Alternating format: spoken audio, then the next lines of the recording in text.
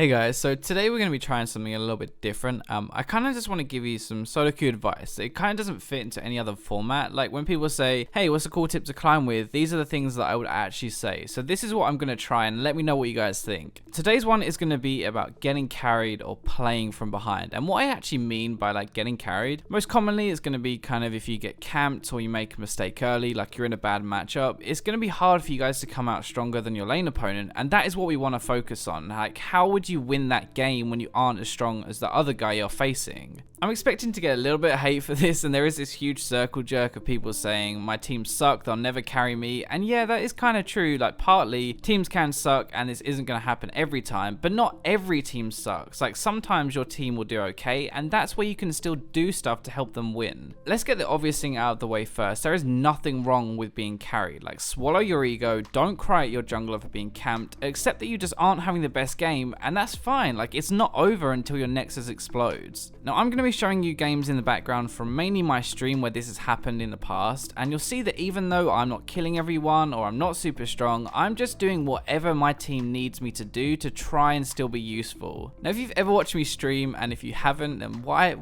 haven't you? Go and follow me on Twitch. But anyway, actually a certain person uses this against me all the time. I actually say it's fine late game. Like, anytime I die, I say it doesn't matter, we've got the late game. And that's because I know the enemy team can throw, or that later we can just win a team fight and swing the game around. Seriously, the first thing is just cheer up, be happy, stay confident. Like, remember how many times your team has thrown the game? Well, the enemy team does that as well. So the first thing then really is, why is this important? Like, what's the point of you guys watching this video? And the easiest way of me to show you what I mean is a very, very rough example. So let's say that you play 10 solo queue games and you win your lane in 7 of them and you lose your lane in 3. Now, of those 7 ones where you win your lane, you'll probably have a few bad teams, so you might lose 2 of them, and plus the 3 where you lost your lane, you're likely to lose then. So that's 5 wins and 5 losses. So see, what we're trying to do here with this whole video is turn these 3 games where you lose your lane into a win. And if we can do that, then you'll start to win more games than you lose, and that's how you climb so much faster. So the part we're looking at where this generally starts is going to be in the lane phase. Like, you can make a mistake or you're getting camped, and so this is going to be how you can actually recover your lane phase. Either you're going to get yourself back into it, or you're at least not going to make it worse. The first thing is prioritizing farm over anything else. Just sit back if you have to. All you need is some gold to get some items, and then you're still going to be useful. Now, almost everyone below diamond will actually auto push the wave into the tower and feed you gold, and this is fantastic for you. Like, this is really what you want. You're going to sit back, let them push, and just mop up all of those CS they push into you.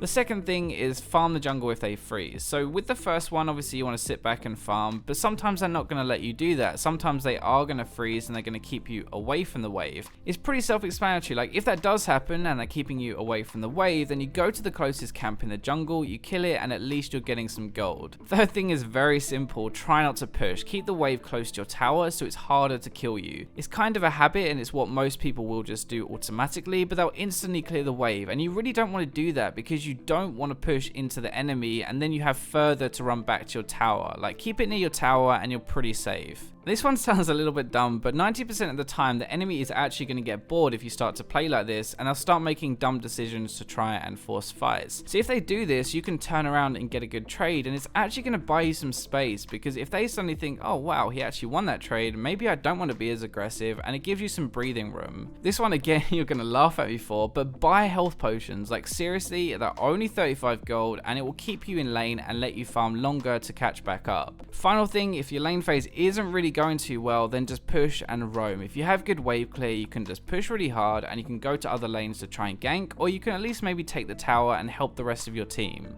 So that is specifically about the lane phase, right? Like, what you would do if you get a little bit behind in your lane and how you kind of come back, or at least not make it worse. But now we're going to be focusing on the things that probably you guys do that you really shouldn't. So these are the things to avoid. So first thing, people don't want to lose any CS at all, so they walk way too far forward and they die. Remember, it's literally just a few CS. This is really the price of being behind. Like, if you get behind, you are going to miss a few CS, so don't worry boys, we're going to win late game. Second thing, don't die more. Like, it does matter. You lose farm, you lose experience, even if you aren't worth much gold. Just chill out, stay back and farm. Now, even if you are actually worth no gold, it's not just that factor that you have to think about, it's the morale for your team as well. Like, if you keep dying over and over, it's going to make them more and more frustrated and they're going to play worse. Third one, don't talk shit. Like, blaming your teammates for your mistakes and getting camped does not help anything. Even if actually someone gets you killed, it's not worth saying anything at all. Be the nice guy, even sometimes say, sorry guys, I'm having a bad game. Sorry I'm getting camped. Like, trust me when I say it will make your team try harder to carry you because they like you. If you talk shit and you act like a dick, then your team won't care as much if they lose because they want you to lose and they want to punish you for being a knob. So fourth thing, I think we're on number 4. If we're not, I'm sorry. But anyway, so people don't buy wards. Now, if you're being camped and you're being killed a few times, chances are the jungler thinks you're an easy kill and they're going to come back over and over. The final one is people try to fight and force to get back into the game. They have this attitude of, if I don't carry, then no one is going to. And maybe that is true. Well, yeah, sometimes that will be true, but you are taking a very slim chance to kill someone while a bigger chance to make the game even harder.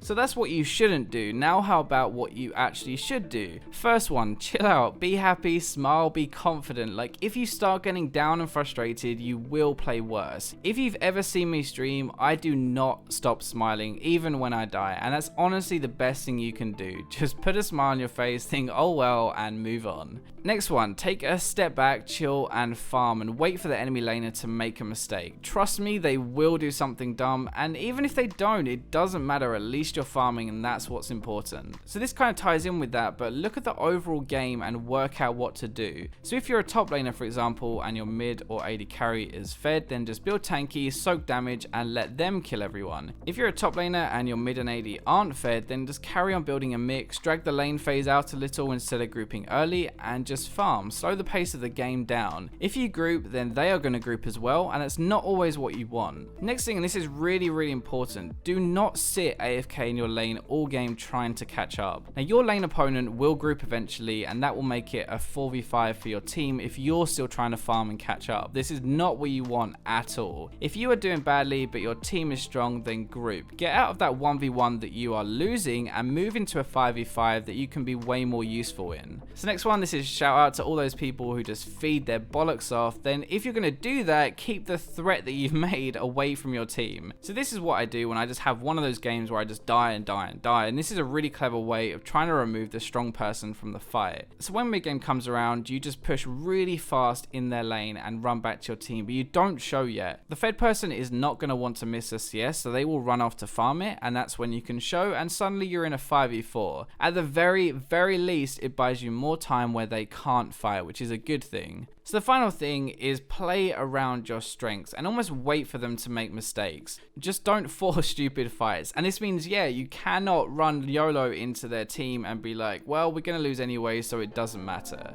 Anyway, this was kind of a long video, but this is my advice for playing for behind and on getting carried. And this isn't my usual guide or anything like it, but it's more like me having a conversation with you guys, giving you some advice to then take into your games. Let me know what you guys think. Remember to like and subscribe if you did enjoy it. And as always, I will catch you in my next video.